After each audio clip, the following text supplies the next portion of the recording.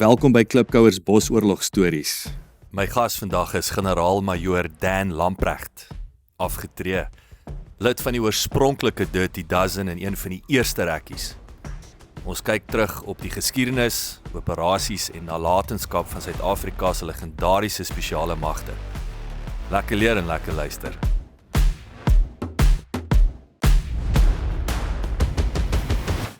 Oom Dan, lekker oom te ontmoet. Dankie Jacques, ja. Hoe lank is die hoofkantoor al hierso? Van omtrent 2012 is ek reg onthou. Okay. Ons deel eintlik 'n kantoor met Div Lamprecht. Dis eintlik sy fasiliteit, maar ons huur 'n kantoor hier by hom. Hoekom? En dit want anders moet jy buite hier ergens jou eie sekerheid, so ons piggyback hierso by hom. En ons dame wat in die kantoor is, sit hierso, maar sy werk ook vir hom. So dis eintlik 'n baie goeie versamelpunt vir ons en ons is baie tevrede met hierdie reëling. Is dit nou maar, ek wil sê, want Pretoria is maar histories, ek wil sê militêre HQ. Is dit die rede hoekom dit hier in Centurion is? Hoekom is dit die bymekaar kom plek? Dit is eintlik baie maklik. Die meeste ex-rekkies wat aangesluit het by die Spesmagte Veterane Vereniging is eintlik maar hier in Pretoria. Wow. Ons het 9 forte oor die land, maar hulle getalle wissel. Byvoorbeeld in Fort Outeniqua in Mossel Bay. Baie ouens werk buitelands. Dan weet hy hulle het 'n vergadering een keer 'n maand. Dan reël hy dat hy daai keer die vergaderingkie bywoon. Hy reël sy R&R hierso by die huis. Dan gaan hy weer uit. So Kaapstad, Natal, 9 forte wat almal dieselfde doen, maar met minder getalle.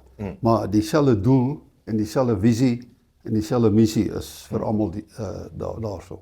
So ek wil aan die einde van ons gesprek wil ek bietjie terugkom na, wat doen julle, wat is daai, Goed. ek wil waarheen mik julle, ek weet julle ouens sorg vir mekaar en so aan, Ja. so ek so 'n bietjie daai uitpak, ek weet daar's 'n kommersiële arm, so ons sal 'n bietjie terugkom na dit. Goed. Maar kom ons kom terug by die begin, waar kom oom vandaan, wat is die pad wat oom gestap het, en jy weet, ek wil sê daai begin daarvan, van Spesmagte, wat ek dink oom is een van die pilare, so vertel ons 'n bietjie die storie. Okay, ek gaan eers my eie eerste fase noem. Ek was in Natal gebore. Ek is na generaal Dan Pienaar genoem, so my voorletter DP is Dan Pienaar. En my ouers het 'n brief van hom gekry wat ingestem het daartoe. Pragtig. So ek is nogal baie trots daarop. Maar toe is ons Vrystaat toe. En ek sien jy was 'n koffsie. Ek wou sê Dan Pienaar is ja. En ek was by Bremnerhoër, nog in die ou een na sentraal. Hy het later ons uitgeskuif by Zolte toe. Ja. 'n nuwe skool en alles. Maar in elk geval, daarso in my matriekjaar in 59.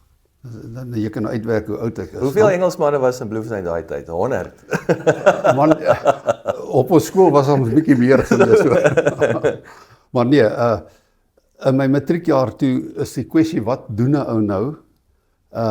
En op daai stadium het eintlik die weermag het die 3 militêre gimnasiums gehad, die leer, lugmag en die vloot gimnasium, wat jy kon vrywillig vir 'n jaar diens doen, dan hoef jy nie meer burgermagdiens daarna doen nie. En ek het gereken, ek was eintlik 'n jaar te jonk, ek was 17 toe ek weg is. Toe dog ek, vat hierdie jaar om net bietjie te besluit. Maar ek het dit so geniet, daai jare in die leergimnasium, en net toevallig, Koos Moorcroft, wat ook een van die stigters is, was 'n tydjie saam met my in die leergimnasium, dit is in 1960. Yes. Maar okay, ek het dit so geniet, ek was in die Panzer, ek het 'n lisensie gehad om 'n Centurion tank, dis nou nie die nuwe olifant nie, maar die ou tank, die ou Shermans van die Tweede Wêreldoorlog en die ou Malman Harrington panserkarre. Ek kon 13 voertuie op 17-jarige ouderdom bestuur, toe dog ek, hierdie is die lewe. Yes.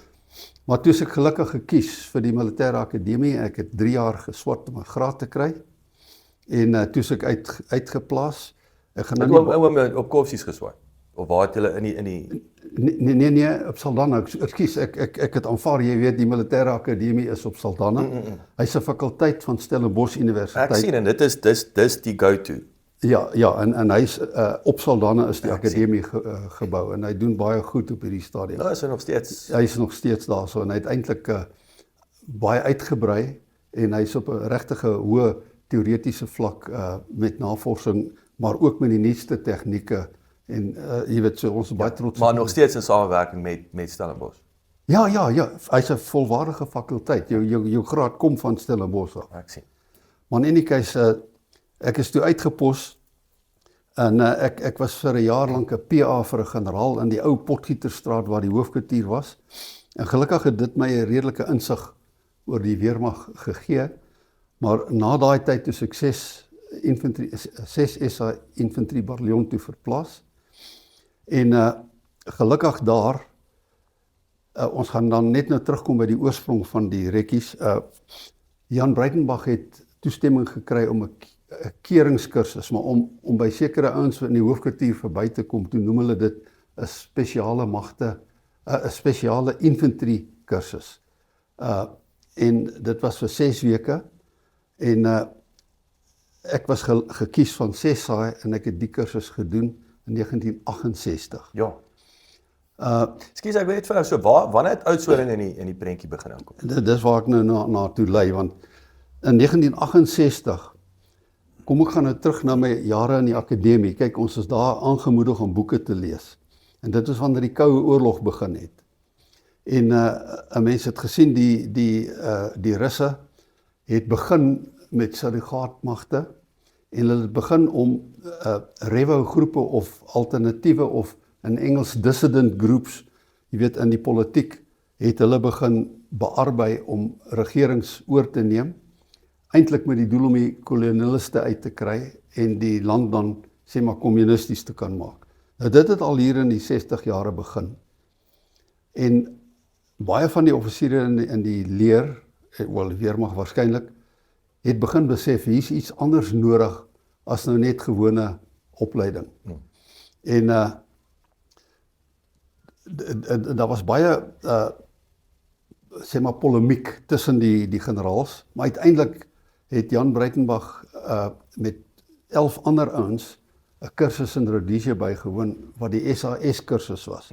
Nou kyk, die Rhodesiërs kom van die Engelse SAS af en dis ook maar hoogs opgeleide harde opleiding en sterk manne wat die ding doen. Nou ons manne het hierdie kursus gaan bywoon waaronder Jan Breitenbach was en toe hulle nou terugkom, lyk my die wind begin waai in die rigting van okay, kom ons toe is daai infanterie kursus gereël. Dit was in Mei en Junie en toe is er tweede in November, Desember gereël. Nou net om te spring, ek is uit die eerste kursus is ek gekies en uit die tweede kursus is Piet van Vuren gekies. Maar toe kom ons nou hier by 69. Toe het 'n Nigeriese offisiere vir generaal Loods in Parys raak geloop, Frankryk, waar hy was militêre inligting, so hy was maar in Frankryk was nogal 'n goeie bron vir ons, want hulle het ons ondersteun. Kyk, ons was teen daai tyd was ons maar die meisond van die wêreld omtrent. Jy weet, maar Frankryk het ons goed bygestaan. En hulle het hom gevra of ons kon help om die Biafra weermag in guerrilla oorlogvoering op te lei teen die Nigerië, want dit was die Biafra oorlog waar Nigerië Biafra wou oorneem.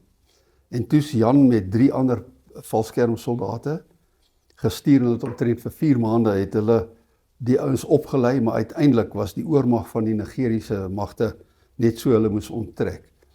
Maar in wat ek nou uitgelaat het hier in 1966 is die bevelvoerder van die SAS uit Rhodesia, Dudley Coventry, was genooi om te gaan kyk waar moet so 'n spesmagte eenheid gestig word.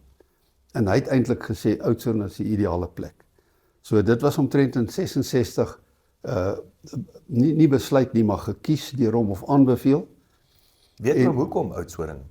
Kyk, Oudtshoorn is naby die see Hy's naby 'n klomp water plekke uit berge en Oudtshoorn het 'n pragtige veldskietbaan, maar ook 2 skietbane, 'n geweerskietbane.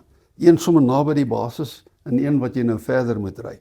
Maar jy kan baie met geweer, pistool en die karabyne kon jy nou daar ten hartelus oefen. So en as jy nou see toe gaan, is dit nou nie ver nie. So dit was die rede vir daai keuse gewees. En toe Jan Breidenbach en die ander 3 van die naam was Operation Pelican, was die operasie in Biafra. Toe hulle daarvan af terugkom het Jan magtiging gekry om 12 ouens te kies. Nou op daai stadium was die voorwaarde hy mag nie meer 'n valskermsoldaat kies nie, want hy het nou klaar saam met in Biafra het hy van hulle gehad, 3 van hulle. So toe Jan nou met generaal Loods onderhoude gevoer en 12 ouens gekies waarvan ek nou baie bevoorreg was. Ja. Omdat ek redelik goed gedoen het op ons spesmagte kursus. Ag nie spesmagte, die spes infantry kursus. Yes. So ons het toe in Junie 1970 het ons vir 'n week lank by die Leer College bymekaar gekom en offisiere van militêre inligting het ons voorgelig oor hoe bedryf 'n mens 'n spesmagte eenheid. En dit het nou gewissel van die basis sekerheid, dan die sekerheid binne die sekerheid en die sekerheid binne die sekerheid vir operasies en dan die sekerheid in terme van die logistiek en die personeel. Die ouens wat die leers werk, moenie weet waar is julle, wat doen julle in sulke goed. En ook ouens wat goed moet voorsien, moet nou nie weet waarvoor nie. So hulle het ons baie mooi geleer en 'n klomp ander tegnieke ook maar oorgedra in die week. En toe die 13de Julie 1970, toe arriveer ons net 11 in Oudtshoorn, die inhoud onttrek uit eintlik 'n rugprobleem van jare terug. Toe sê hy nee, hy dink nie hy kan dit maak. Dis ons die 11 ouens wat begin het daar by die op Oudtshoorn. Nou Jan het ons onmiddellik op 'n baie intensiewe heropleidingsprogram. Ons het daar weer soos troepe op die Oudtshoornveld skietbaan rondgehardloop, gekruip en leopard crawls gedoen en al hierdie goed. Maar ons het nie geweet nie. Hier in September, toe was ek in bevel van 5 ander ouens, 6 van ons het Frankryk toe gegaan na hulle spesmagte. En Jan met 3 duikers van die vloot se duikskool het na die Franse duikskool. Hy's in Ajaccio, dit is in die eiland van Cyprus. Hulle het nou gaan leer aanvalsduik en ek en my span het in Serkots is die dorpie se naam, maar dis waar hulle spesmagte opleiding is. Hy's eintlik saam met hulle valskermbrigades en sulke goed is die skool ook daar. En ons het so 2 weke kursus in 'n klomp goed, clandestine operasies, lugoperasies, sabotasie. Ons het wapenopleiding gedoen. Die interessante ding is, die manne was uitstekend met 'n revolver of 'n pistool en 'n handkarabyn. Hulle sameheer in bevel kon met 'n jy weet die Engelse woord 'n great coat. Hy kon 'n pistool vinniger uitdruk as wat jy net met oop hande. Ek wil sê Europese cowboy. Ja, hy was regtig, maar hy was goed. En hulle het ons het 'n kompetisietjie gereël, maar toe het ons daar 'n bietjie geduik op daai een, maar toe ons op 300 meter op die veldskietbaan, toe zap ons toe vir hulle. Maar okay, toe ons nou terugkom, was Ekskuus maar ek wil net vinnig stil staan daar. Sure. Hoekom was hierdie manne, ek wil sê wanneer dit by 'n pistool kom versus julle met 300 meter, so wat is daai? Kyk, as 'n ou en ek ken nie Europa goed nie. Ja, inteendeel nie, maar die oorlogssituasies in Europa is baie nouer. Afrika bos. Ek sien kort afstand, lang afstand. Kort afstand, lang afstand is eintlik die vinnige antwoord, ja. En die punt is veral as jy met partisane werk en jy het geïnfiltreer en daar's vyand, dit gaan nie net oor skiet nie, dit gaan oor close combat en sulke goed ook. So die ouens was baie behendig in daardie, want kyk hulle geskiedenis uit die Tweede Wêreldoorlog was maar die partisane en toe die Duitsers die land beset het hierdie ouens nie gaan lê nie. Hulle het daarom gewerk teen die Duitsers. Ja. So ek dink dis waar hulle vaardigheid in daai kom. Ek sien. En dan, ek's net nuuskierig. Ek wil Sure. vinnig 'n paar tree teruggaan. Hoekom was Bloemfontein, ek wil sê daai militêre fondasie, hoekom Bloemfontein? Kyk, die valskermsoldate was eintlik op daai stadium die bes opgeleide in die weermag. Want ons valskermbataljon het begin in 1961 met destyds kommandant Lou, wat ek vergeet hoeveel, ek dink 21 ouens het Engeland toe gegaan en die kursus daar gedoen. Hier onder SAS. Nee, heeltemal. gewone by Abingdon, die gewone parachute training brigade of wat ook al hulle dit genoem het. So hulle het teruggekom en toe hulle nou terugkom, was hulle nou die hoogste vlak. En hulle het dit volgehou en dit gepropageer. En hulle het die land vol gery en met skoue en demonstrasies. So Bloemfontein is die plek. Bloemfontein is die plek en jy weet op daai stadium, kyk onthou, ons het op daai stadium het ons 'n republiek geword en onthou die ou bedeling was maar 'n nuwe bedeling en die manne het voorsien hier kom probleme want ons is nou die meisond van die wêreld. So dit was baie belangrik om militêr die publiek te kry om ons te steun. Nou dis my woorde, ek kwart niemand op hierdie stadium daaroor nie. Maar die punt is daarom die valskermmanne was baie gewild by hierdie skoue gewees. Maar uit dit het Jan nou vir Trevor Floyd, Potty, Yogi, sy bynaam was Yogi Potgieter en FC Frans van Sail en homself. Hulle was die 4 valskermmanne. Koos Moorcroft was 'n voorheen valskerm ou, maar ek gaan die Engelse woord, he became disillusioned toe bedank hy toe gaan werk hy vir sy pa. Toe Jan nou vir hom gaan sê, luister op Pel, ek het jou nodig. Dieselfde met Dewald de Beer, wat op daai stadium was Jan SO1 opleiding in Windhoek. En Dewald was ek dink 'n sergeant, en hy het opleiding by die commandos gedoen, maar Jan het gesien, hierdie Dewald de Beer het ontsettend spoorsny en boskuns kennis. Toe het hy nou vir Dewald gesê, luister op Pel, jy kom ook saam. Hy het my gekies omdat ek redelik goed op die kursus gedoen het.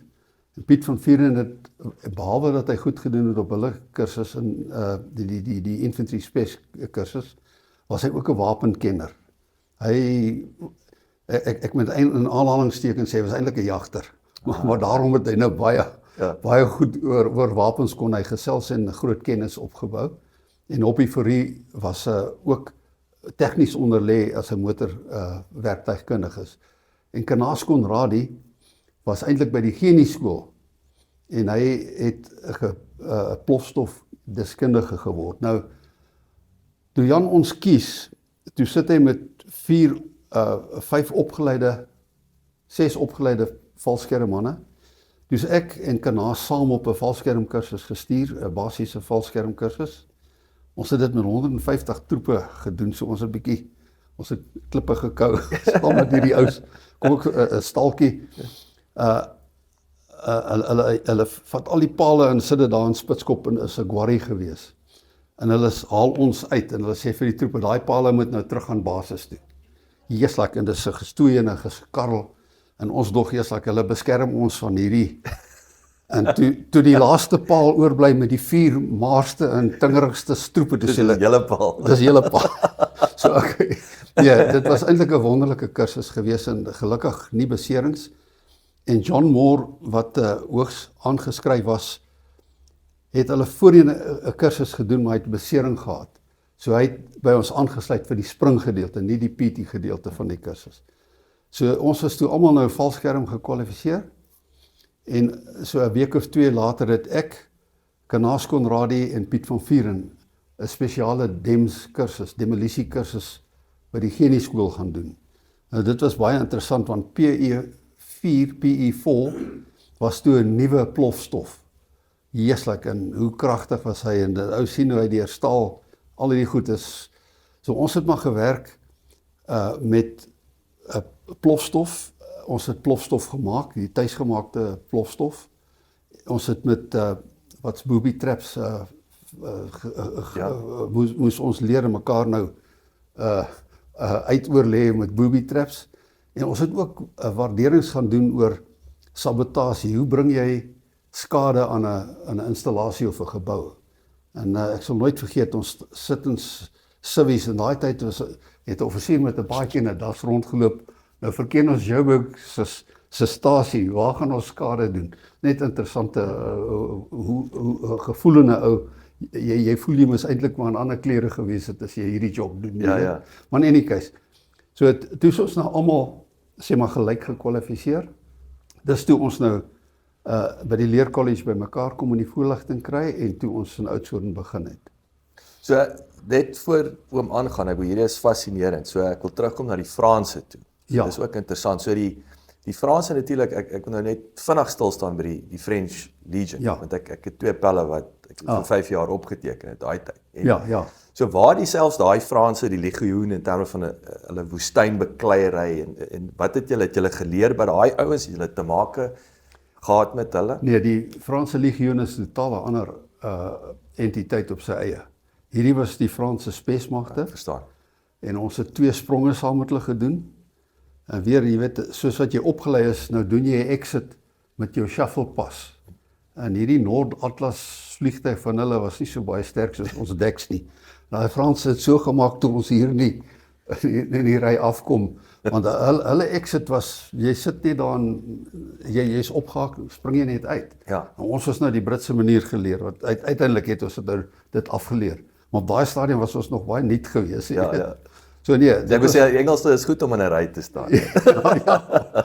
Maar in elk geval, ons het baie aandwerk gedoen, want hulle het ons 'n tegniek geleer om met 3 flitsligte vliegtye in die aand in te kan bring. Nou dis nou vir voorraad aflaai vir partisane of vir guerrillas of sulke goedes. Dit was eintlik 'n fantastiese idee, want ons het niks daarvan geweet nie, maar jy staan met 3 vlugte in die vlieënier line op die 2 en die ander een is op 'n reghoek en hy weet dis die manne en hy weet wanneer moet hy afgooi en so dit was baie interessant geweest, regtig. So hier's julle 12 wat nou? 11, okay. 11 plus 11. jaar. Nou wat ek vergeet het om te sê, toe ons nou die springkursus doen en die demskursus, het Jan met 6 ouens die duikkursus gaan doen. Maar dit is nog nie aanvalsduik nie. Want hy toe eers in September het hy met die vlooties gaan aanvalsduik leer. So hulle het eintlik maar meer net lugduik gedoen. Maar Wat ons vlootouens geleer daai tyd? Wat ja, was hulle? dit is alles uit die Britse uit. O, so dit is die Dit is Britse alles die fondasies. Britse, ja. Spesmagte, Frankryk, SAS, Ja. ek sê Brits en Franse mengsel. Ja. Okay, toe sê maar die jaar op en toe die volgende jaar 71, toe gaan ons weer 6 van ons wat nog nie duik gedoen het nie, het toe weer gaan duik doen. Ons het weer die hele dit was die lekkerste 3 weke van my lewe, daai 3 weke seamanship. Jy leer om te swem, jy leer om 'n seil te werk, te roei en kom ek vertel hierdie staaltjie nou leer jy om motorbote te ry, maar daar's tegnieke, jy moet die Engelse woord you must come alongside, jy weet as jy teen die kaai kom, you come alongside is 'n proses. En as dit 'n boei in die see is en jy met 'n ou of 'n rots en jy met 'n ou aflaai, dan is 'n manier om in te kom en te stop en hom af te gooi. So dit was alles in die 3 weke. En ons sit 'n motorcutter en Piet van Vieren is hier in die enginekamer. En jy het net 'n head en 'n stern.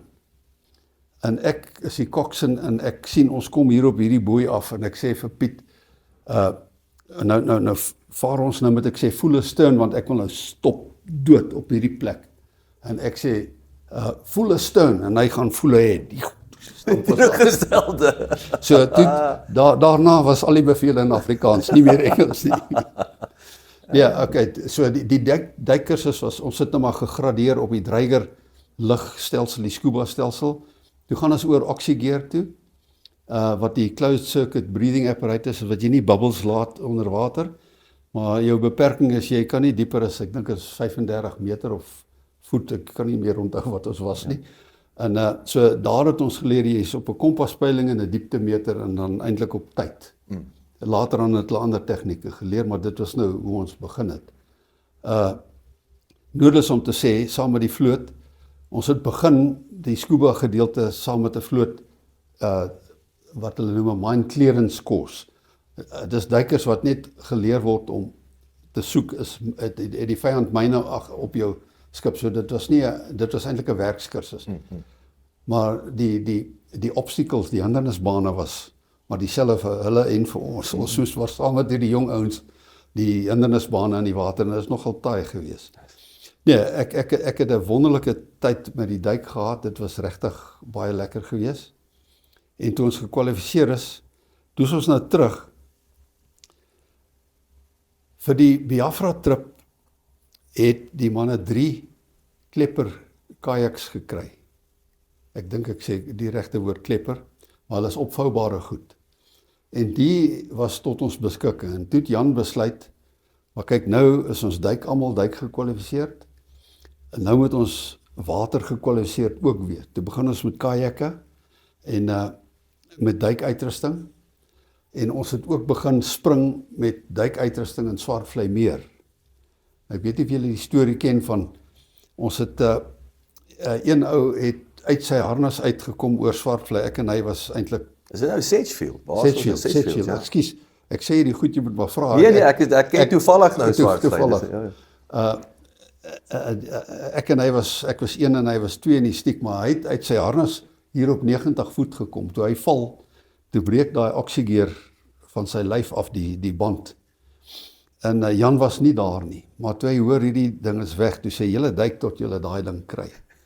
Nou ons is terug Oudtshoorn toe, ons het ons kompressors gaan haal, rantsoene, tente, en daar was 'n ou, Joris caravan park.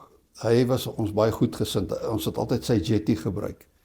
Toe het ons daar gekamp, en ons het vir 'n week, het ons nou in beurte, het ons 'n siklus gehad, 2 ouens in die water, 1 in die boot, die ander ouens laai bottels en die ander ouens slaap. En dan het ons maar so vir 'n week lank geduik, tot ons nou op een Vrydagmiddag, ek en Koos Moorcroft was saam, nou jy's tussen 2 jackstays, en dan het jy 'n tou tussen julle. Nou, hy swem die kant, ek swem daai kant, as ons daar kom, dan sê ons vir mekaar, dan skuif ons die tou, en so nou kam julle, ek wil sê nou kam julle die bodem. Kam ons nou hierdie, die jackstay search, of square search, dink ek noem hulle dit. En op 'n kol toe, vra ek vir Koos, ons moet nou skuif, toe het hy iets gesien, toe het hy daai oksiegeer opgetel, hier is like, onder water het ek omtrent so gemaak. Hoe diep is hy, was dit? Ek sê veel, nee, ek wonder of het 35 meter was, dit was nie regtig diep nie. En die water maar is donker. Nee, die water was op daai stadium redelik, die sigbaarheid was seker 10 meter omtrent. Dit was nie sleg geweest nie. Kyk, donker water, ons het een keer, het ek en Koos, ons het daarvan, ek weet nie of het Diastrand of so was nie, ons het met 'n kajak uitgegaan, met ons oksiegeerstelsels, en ons het 'n anker gegooi, alles aangetrek, met elkeen 'n myn, en Jan het nou in die hawe gereël, dat ons nou kan ingaan, toe swem ons nou nie, ek en Koos, ander ouens ook, toe gaan plant ons nou myne, nou moet jy jou kajak gaan vind, en weer inklim en terugroei, so dit was nogal, scary goed, maar, maar eintlik, as jy dit reg kry, dan voel jy like, ek is okay. Ja, jy moet maar vra, ek kan gaan, dit is fascinerend, so julle, ek wil sê natuurlik, soos jy sê, jy praat van die muishond van die wêreld, so natuurlik die spesmagte, om hierdie fondasie te lê vir wat kom, en wat was daai, weer eens, wat was die volgende stap? Hierdie ouens, was dit net om reg te wees, was dit om hierdie ding te groei, so wat het van daar af toe nou gebeur? Nou kyk, op daai stadium, toe ons nou by mekaar was ons ook weer aangemoedig om te lees, en ons het David Stirling se boek Long Range Desert Patrols gelees. Dis nou die Tweede Wêreldoorlog wat hy met sê maar Land Rovers of daai dit is klein voertuie, het hulle wyd om in die woestyn agter hoofkwartiere, logistieke lyne en verbindingslyne het hulle nou gaan beskadig en selfs op vliegvelde het hulle nou gery, geïnfiltreer en skade gedoen en dan teruggekom. So daai was so ek weet, ek het toevallig 'n boek gelees oor daai Ungentlemanly Warfare Department wat Churchill daai divisie gestig het, wat die manne gaan, ek wil sê guerrilla amper begin het met daai eerste. Nee, kyk, David Sterling was eintlik SAS. Hy begin het. Ja. Hulle het ook. Ja, ek weet nie van hulle dirty tricks of so iets. Yes, Daai Sterling, deel hulle ken het ek mos ook, hulle het eers wat die vliegtye begin spring, weet Ja. klomp ouens is dood in Ja. die begin en hulle was mos, hulle het geleer dink ek by die panser om te navigeer, in die Ja. woestyn of iets, Ja. Is ek reg? So Ja, ek ja. onthou Sterling. Ja. Hy was Ja. my nou. Ja, maar in elk geval, dit was nou vir ons 'n visie, is om eintlik iets skade te gaan doen. Nou spring ek na 1972, toe het ons operasie Starlight gedoen. Nou, Jan Breitenbach met 3 paratroopers, Kanaas Konradi met plofstofdeskundige, Koos Moorcroft en Dewald de Beer, en Ken Broen van die vloot en Willie Dewey, wat vlootinstrukteurs was. Maar hulle het ook 'n springkursus gedoen, want hulle moes nou ook verstaan. Hulle het nou, die lugmag het hulle gevlieg, sê maar van Durban, Beira toe. Hulle het op 'n Portugese fregat geklim, die het hulle gevat naby Dar es Salaam, toe het hulle van die fregat oorgegaan na Emily Habai as die duikboot, toe is hulle af, en nou is hulle kajake was al voor en hulle uitrusting vooraf gestoor, en hulle toe in Dar es Salaam, nou op hierdie stadium was die doel om te toets en skade te gaan berokken. So hulle het 'n brug of 2 opgeblaas. Hoekom Dar es Salaam? So wat was die Kyk, in Dar es Salaam was daar 'n oppositiegroep. En die punt was hierdie was om te toets wat se vermoë het ons. Okay. En nou moet jy 'n teiken kies wat jy anoniem niemand gaan weet dis jy nie, want toe hulle klaar was, toe strooi hulle nou pamflette en biljette van hierdie oppositiegroep. Maar in die case, hulle toe 1 of 2 pilare van die brug, nou Kanaas het nou die goed uitgewerk. As ek nou vinnig teruggaan, een van die ouens se vrouens, ek gaan nie naam noem nie, het Engeland toe gegaan om Kaapstad haar moeder in 'n vakansie te gaan kuier, maar toe word sy 'n toerist in Tanzania, en toe gaan neem sy foto's van hierdie brug, en 'n paar goede, Okay. en Kanaas het nou die brug uitgewerk, en die plofstof daarom het hy nou uitgewerk, dis die wat hulle nou saamgedra het, en op 'n kol toe het een van hulle het gesit met 1 lading, en die country club was nie ver weg nie, en toe die Britse ambassadeur se Rolls Royce was daar, toe gaan sit hulle hierdie plofstof wat oorgebly het op daai voertuig, en toe het hulle nou onttrek, en nou, wat ek miskien terugkom na die opleiding toe ek nou ken die 2 vlooties het die kajakke opgepas waar hulle nou geland het, en die 4 manne het teruggekom, ingeklim en nou geroei, en nou het ons die drill was, jy het 'n RV, 'n rendezvous, die Engelse woord rendezvous, jy het gesê ons gaan mekaar daar ontmoet so laat, so nou met die sub inkom, en ons roei van die kant af. Maar nou, die oefening sê vir jou, as jy nie daai RV kan maak nie, maar jy moet alternatiewe of 'n nood-RV ook hê. Die probleem was die duikboot se een propeller het in 'n visnet vasgehaak, toe het hy net 1 skroef gehad. So hy was nou stadiger, toe mis hy die eerste RV. Dan sit hierdie 6 manne nou op die see, want kyk, as die son opkom, is hulle nie so ver van die land af nie. Maar in die case toe teen 'n stadiger spoed toe kon die duikboot die tweede RV maak en het opgeklim, en die volgende dag het Ken en Willie Dewey die nette losgemaak, en toe kon die sub nou onttrek. So dit was 'n toets van 'n strategiese oefening, want die punt is ek wil 'n aanvegbare stelling maak. Spesmagte is nie veronderstel om te gaan beklei nie. Jy is veronderstel om skade te berokken, maar as jy gevind word, dan moet jy kan beklei. Ek verstaan. Dit is nou vir party ouens is dit 'n moeilike konsep. Hulle dink jy moet net kan gaan beklei. Ja. Maar eintlik moet jy die Engelse woord is daai Engelse woord stealth. Jy moet stilletjies op 'n plek kan kom en waarneem en terugvoering gee en daai soort van goed. Wat het met die Rolls-Royce gebeur? Nee, hy was maar beskadig. Daar was 'n verslag in die koerantjie daar oor dit. Maar en die oppositiepartye het toe die skuld gekry. Oor die pamfletjies wat hulle die propaganda wat goeie bemarking sal ek sê. Ja, okay, toe besef Jan, hy moet nou 'n bietjie meer uitbrei en hy het nuwe mense gewerf en op 1 Oktober 1974 72 toe is een verkenningskommando gestig as 'n eenheid. Maar ons het begin in 1970.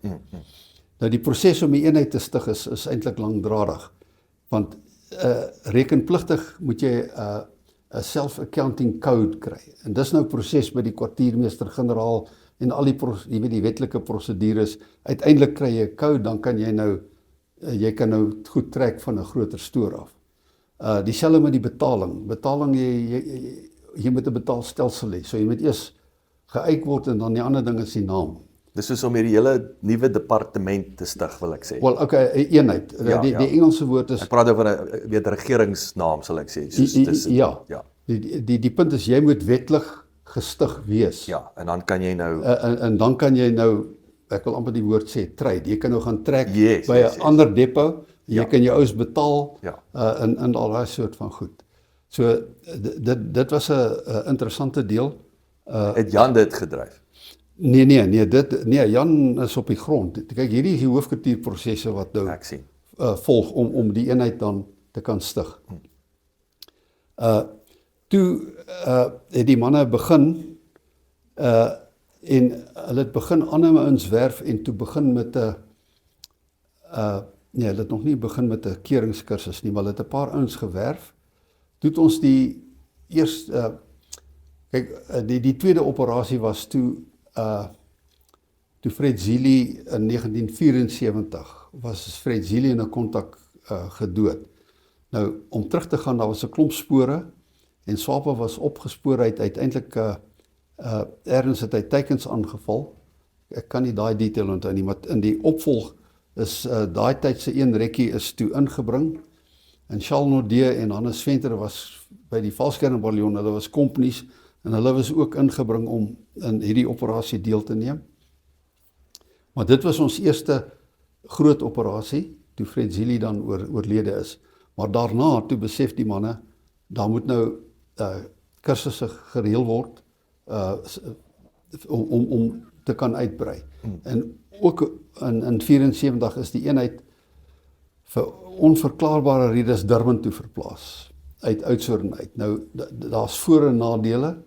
Die punt is uiteindelik kon hulle met die vloot begin saamwerk met die bote, en dis nou weer 'n ander storie hoe VUUR gestig was en al die fantastiese operasies wat VUUR rekkie gedoen het. Maar in die proses van keuringskursusse en die eerste paar operasies, toe is swart soldate gewerf.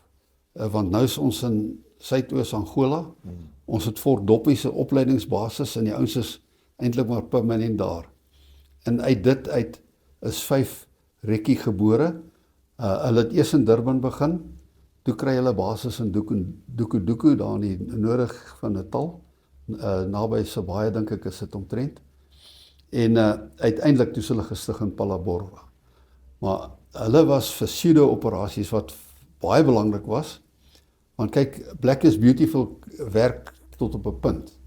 Maar ergens moet jy dan met taal ook kan praat en jy moet die houding hê en sulke goed. So pseudo-operasies was baie belangrik op daai stadium. Brei 'n bietjie uit oor Durban. So nou die onverklaarbare rede, maar nou wat daai beginjare. Okay. daar's twee dele van Durban. Die lighartige gedeelte is die woord rum en Redhart. En wat is die plek se naam? Moustache, Father's Moustache. En as die manne in Durban is en hulle is nie in die bos nie, dan is dit hulle eintlik hulle hoofkwartier.